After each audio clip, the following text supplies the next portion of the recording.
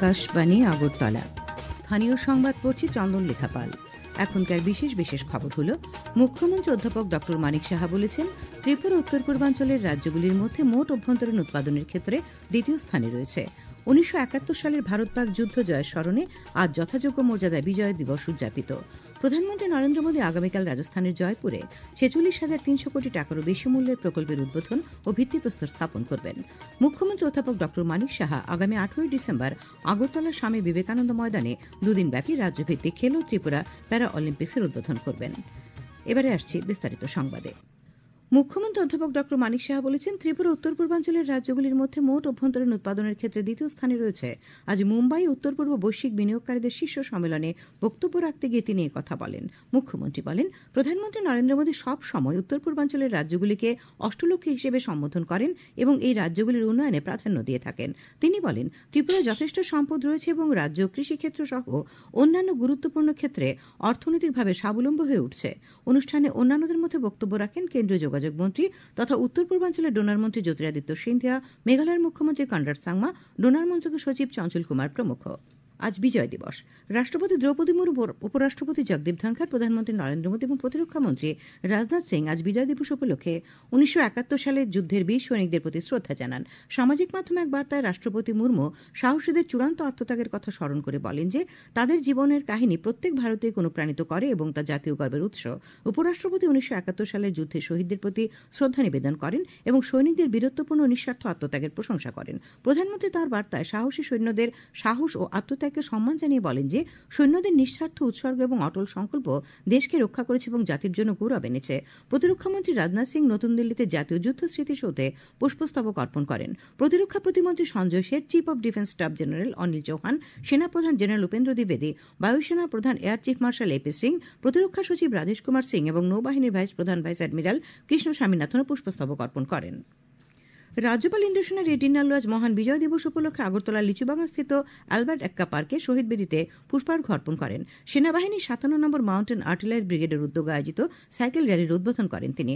অনুষ্ঠানে উপস্থিত ছিলেন শিল্প বাণিজ্য মন্ত্রী শান্তনা চাকমা, ব্যাটালিয়নের মেজর জেনারেল সমীর চরণ কার্তিকেয়ন সহ সেনাবাহিনীর জওয়ানরা। বিজয় দিবস সম্পর্কে রাজ্যপাল বলেন, ভারতীয় জওয়ানরা পাকিস্তানের সঙ্গে লড়াই করে ১৯৭১ সালের এই দিনেই বাংলাদেশকে জয়ী করেছে।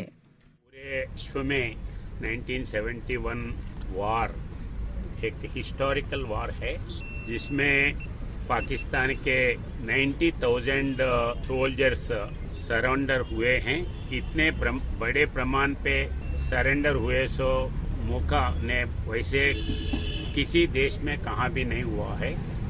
वैसे अपना वीर जवान बांग्लादेश के मुजबुर रहमान के लोकल पीपल वो प्रॉब्लम को सपोर्ट करते हुए वो पाकिस्तान ने अपने ऊपर हमला किया और उसको अपन दम से लड़के 13 डेज में विजय प्राप्त हुआ।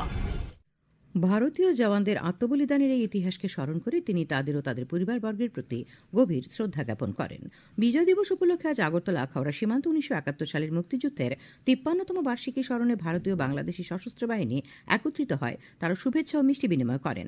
বাংলাদেশে ভারতীয় হাইকমিশনের প্রেস বিজ্ঞপ্তিতে বলা হয়েছে, ভারতীয় পক্ষের নেতৃত্বে ছিলেন ভারতীয় সেনাবাহিনীর chief of staff 101 area major general Sumit Rana এবং বাংলাদেশ সেনাবাহিনীর 33 পদাতিক ডিভিশনের GOC major general Abul Hasnat Mohammad Tariq বাংলাদেশের পক্ষে নেতৃত্ব দেন। অনুষ্ঠানে ১৯৭১ সালের মুক্তিযুদ্ধে ত্রিপুরা ও আগরতলা যে গুরুত্বপূর্ণ ভূমিকা পালন করেছিল তাও আলোচনা করা হয়। অনুষ্ঠান চলাকালীন উভয় পক্ষই ১৯৭১ সালে সৃষ্ট ভারত ও বাংলাদেশের সশস্ত্র বাহিনী এবং তাদের জনগণের মধ্যে গভীর মূল বন্ধুত্বের কথা স্মরণ ও পুনর্নিশ্চিত করে। আগরতলার অ্যালবার্ট এক্কা পার্কে আজ সন্ধ্যায় বিজয় দিবস উপলক্ষে আয়োজিত সাংস্কৃতিক অনুষ্ঠানে ছিলেন রাজ্যের পর্যটন মন্ত্রী সুশান্ত চৌধুরী। তাছাড়াও উপস্থিত ছিলেন রাজ্য সরকারের বিভিন্ন উচ্চপদস্থ আধিকারিক এবং ভারতীয় সেনাবাহিনীর আধিকারিক ও তাদের পরিবার পরিজনরা। অনুষ্ঠানে ভারতীয় সৈন্যদের অদম্য চেতনা ও চিরন্তন আত্মত্যাগের ইতিহাস তুলে ধরা হয়। অনুষ্ঠানে মন্ত্রী শ্রী চৌধুরী ১৯৭১-এর মুক্তিযুদ্ধে অংশগ্রহণকারী ত্রিপুরার প্রবীণ সৈনিকদের সম্মানিত করেন। তাছাড়া বিজয় দিবস উপলক্ষে আয়োজিত বিভিন্ন প্রতিযোগিতায় বিজয়ী শিশুদের পুরস্কৃত করেন মন্ত্রী। বাংলাদেশের বিজয় দিবস উপলক্ষে আজ আগরতলার বাংলাদেশ সহকারী হাইকমিশনে বাংলাদেশের জাতীয় পতাকা উত্তোলন করেন বাংলাদেশ সহকারী হাইকমিশনের প্রথম সচিব মোহাম্মদ আল আমিন। পরে শহীদদের প্রতি শ্রদ্ধা নিবেদন করেন সহকারী হাইকমিশনের সকল কর্মীবৃন্দ। রাজ্যের কৃষি ও কৃষক কল্যাণ দপ্তরের মন্ত্রী অতুল লালনাথ বলেছেন, রাজ্য সরকার কৃষি এবং কৃষকদের সার্বিক উন্নয়নে কাজ করছে। কৃষকদের উন্নত মানের বীজ প্রদান, বিজ্ঞান ভিত্তিক চাষের ব্যবস্থা করা, মাটির গুণমান পরীক্ষা করা এবং আধুনিক যন্ত্রপাতির মাধ্যমে কৃষকদের সরকার সহায়তা করছে। আজ খোয়াই চেবড়িস্থিত দিব্যোদয় কৃষি বিজ্ঞান কেন্দ্রের উদ্যোগে 8 দিনব্যাপী রবি কৃষি বিজ্ঞান মেলার উদ্বোধন করে তিনি কথা বলেন। তিনি আরও বলেন, প্রতি হেক্টরে দেশের মধ্যে সবচাইতে বেশি ধান উৎপন্ন হয় পাঞ্জাবে। এক্ষেত্রে ত্রিপুরা 6ষ্ঠ স্থানে রয়েছে। সুপুর উৎপাদনে ত্রিপুরা রয়েছে 2য় স্থানে। তাছাড়া ফুলকপি, মটর, কাঁঠাল ইত্যাদি উৎপাদনে 4র্থ স্থানে রয়েছে আমাদের রাজ্য। মেলায় আজ বিধায়ক রঞ্জিত দেববর্মা, খোয়াই জেলার জেলাশাসক চাঁদনী চন্দ্রন, কৃষি দপ্তরের আধিকারিক, দিব্যোদয় কৃষি বিজ্ঞান কেন্দ্রের বরিষ্ঠ বিজ্ঞানী ও প্রধান মনোজ সিং সাচান সহ অন্যান্যরা উপস্থিত ছিলেন। কৃষিমন্ত্রী মেলায় কৃষকদের বিভিন্ন স্টল পরিদর্শন করেন। খবর প্রচারিত হচ্ছে আকাশবাণীর আগরতলা কেন্দ্র থেকে। আকাশবাণীর সংবাদের আপডেট পেতে লগ ইন করুন www.newsonair.com এবং নিউজ অন এআইআর অ্যাপ এবং টুইটার ও ফেসবুক প্ল্যাটফর্মে এআইআর নিউজ অ্যালার্টসে। ইউটিউবে লক্ষ্য রাখুন নিউজ অন এআইআর অফিসিয়ালে। তাছাড়াও আকাশবাণী আগরতলার সংবাদ আপডেট পেতে দেখুন টুইটার ও এক্স হ্যান্ডেলে আকাশবাণী নিউজ আগরতলা, ফেসবুকে এআইআর নিউজ আগরতলা এবং ইউটিউবে আকাশবাণী নিউজ আগরতলা। প্রধানমন্ত্রী নরেন্দ্র মোদী আগামীকাল রাজস্থান সফরে যাচ্ছেন। সফরকালে তিনি রাজস্থান রাজ্য সরকারের 1 বছর পূর্তি উপলক্ষে এক বর্ষ পরিণাম উৎকর্ষ কর্মসূচিতে অংশ নেবেন। এই উপলক্ষে প্রধানমন্ত্রী রাজস্থানের জয়পুরে 46,300 কোটি টাকারও বেশি মূল্যের শক্তি, সড়ক, রেলপথ এবং জল সংক্রান্ত 24টি প্রকল্পের উদ্বোধন ও ভিত্তিপ্রস্তর স্থাপন করবেন। বাংলাদেশের অন্তর্বর্তী সরকার প্রধান ড মোহাম্মদ ইউনূস বলেছেন, প্রয়োজনীয় সংস্কার সাধনের পর 2025 সালের শেষ থেকে 2026 সালের প্রথমার্ধের মধ্যে আগামী সাধারণ নির্বাচন অনুষ্ঠিত হতে পারে।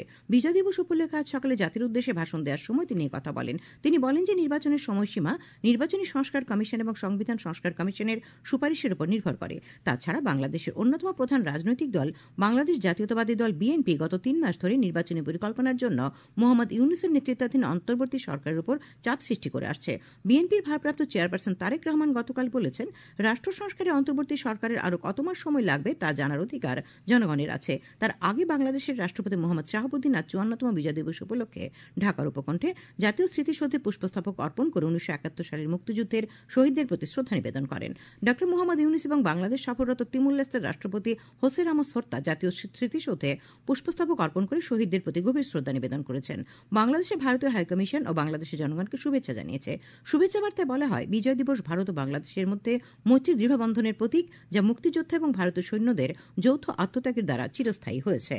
গত আগস্ট মাসে ভয়াবহ বন্যায় নষ্ট হয়ে যাওয়া ধানের জমিতে কৃষি দপ্তরের আধিকারিকদের পরামর্শ মেনে হাইব্রিড ধানের বীজ সরাসরি ধানের জমিতে ছিটিয়ে দিয়ে কম সময়ে ও কম খরচে অধিক ফলন পেয়েছেন জোলাইবাড়ী কৃষি মহকুমার উত্তর হিজাছড়ার কৃষকরা। আজ কৃষি দপ্তরের অধিকর্তা শরদিন্দু দাস, রাজ্যের 8 জেলার কৃষি উপ অধিকর্তা ও কৃষি দপ্তরের বিশেষজ্ঞদের নিয়ে উত্তর হিজাছড়ায় কৃষকদের ধানের জমিগুলি পরিদর্শন করেন।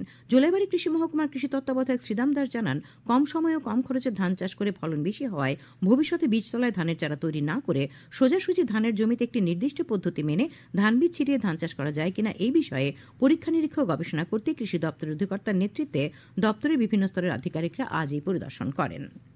মুখ্যমন্ত্রী অধ্যাপক ড মানিক সাহা আগামী 18 ডিসেম্বর আগরতলার স্বামী বিবেকানন্দ ময়দানে 2 দিনব্যাপী রাজ্যভিত্তিক খেলো ত্রিপুরা প্যারাঅলিম্পিক্সের উদ্বোধন করবেন।